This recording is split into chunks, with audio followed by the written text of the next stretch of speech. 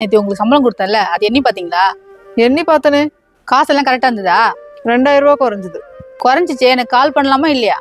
உங்களுக்கு தெரிஞ்சு குறைய வாய்ப்பு இல்லை. எங்கேயோ தப்பு நடந்திருக்கு. நீங்க கேட்பீங்கன்னு எனக்கு தெரியும். இனிமே சம்பளம் வாங்கினீங்கன்னா இங்கே எண்ணி பார்த்து வாங்கிட்டு போங்க. இத்தனை வருஷமா எண்ணல, இதுக்கு மேலே எண்ண போறேன். நான் போய் பெட்டு எடுத்து வச்சுட்டு வரேன்.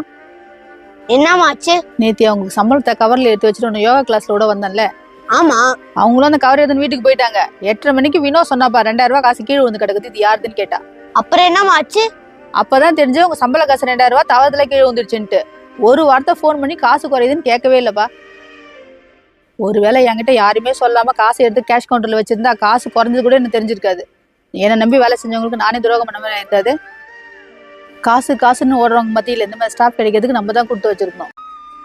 நம்ம கடை சாத்தணும்னு நைட்ல யாரோ வந்து கடை வாசல வந்து படுத்துக்கிறாங்களாம்.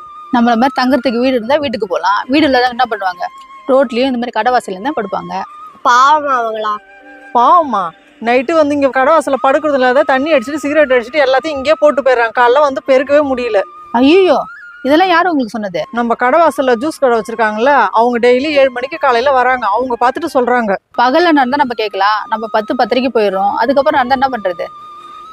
அது கூட பரவாயில்ல, டாய்லெட் போயிட்டு அப்படியே பேப்பர்லயே மடிச்சு ரோட்லயே போட்டு போயிடுறாங்களாம். அதை கூட அவங்க காட்டுறாங்க. இப்படி எல்லாம் நடக்குமாவா? நம்ம பாவம் படுக்கட்டும்னு நினைக்கிறோம், ஆனா இவங்க எல்லாம் ஏன் இப்படி பண்றாங்கன்னே தெரியலையே.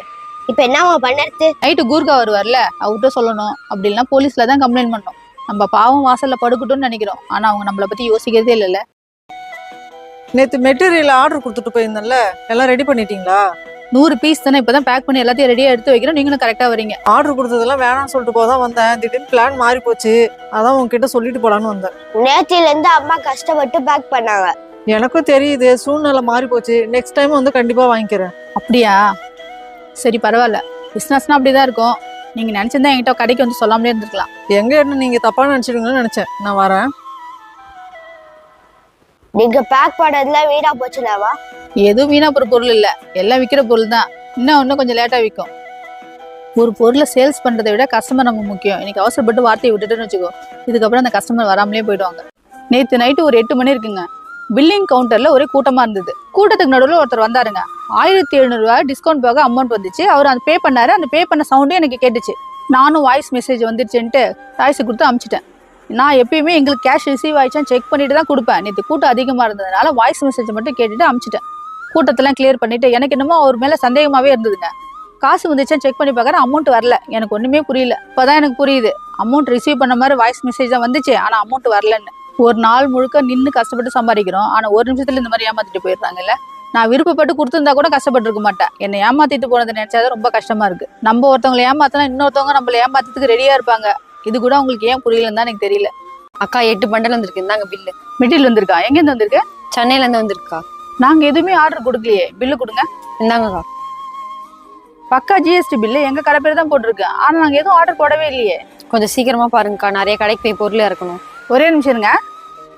ஹலோ, நான் பரமலட்சுமி டெய்லர்ஸ் வந்து பேசுறேன். நம்ம கடைக்கு ஏதாவது மெட்டீரியல் அனுப்பிச்சு வச்சிருக்கீங்க? அப்படியா?